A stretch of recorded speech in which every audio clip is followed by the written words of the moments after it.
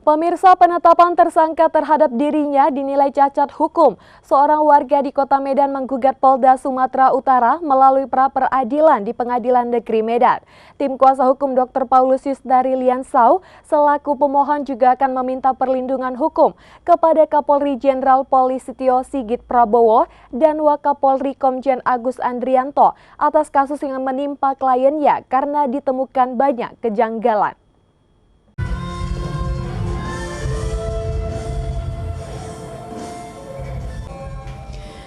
Ditetapkan sebagai tersangka oleh Polda Sumatera Utara setelah diadukan oleh pihak yang menguasai lahan miliknya secara tidak sah. Dr. Paulus Yusnari Liansau melalui kuasa hukum Mahmud Irsad Lubis dan tim mengajukan menggugat terhadap Polda Sumatera Utara melalui sidang peradilan di Pengadilan Negeri Medan. Hakim Ketua Majelis Nani Sukmawati pada persidangan perdana pra-peradilan ini menyebut kalau persidangan pra-peradilan ini akan digelar setiap hari secara maraton. Namun persidangan kali ini terpaksa ditunda karena pihak termohon yakni Poldasu tidak hadir dalam persidangan. Tim kuasa hukum Dr. Paulus Yusnari Liansau yang diwakili oleh Mahmud Irsad Lubis menyebut ketidakhadiran Polda Sumut terkesan tidak menghormati persidangan yang dilakukan oleh PN Medan.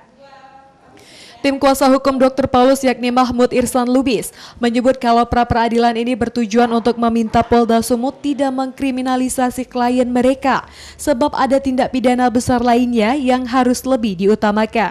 Dan kuat dugaan di balik penetapan kliennya sebagai tersangka ada mafia-mafia besar yang bermain di dalamnya. Bahkan Mahmud juga menyebut kalau di alamat pelapor diduga adalah lokasi perjudian dan peredaran narkotika. Polda Sumut juga harusnya lebih mengutamakan hal itu dan segera melakukan penangkapan.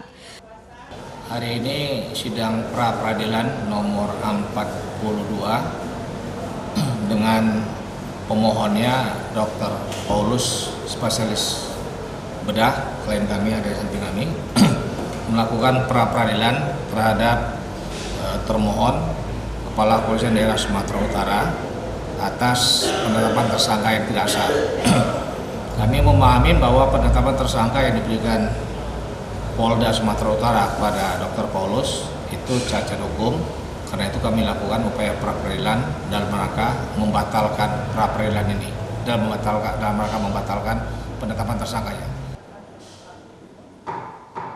Sebelumnya Polda Sumut menetapkan Dr. Paulus sebagai tersangka atas laporan Gomez Siang dengan laporan polisi tertanggal 15 September 2023 lalu.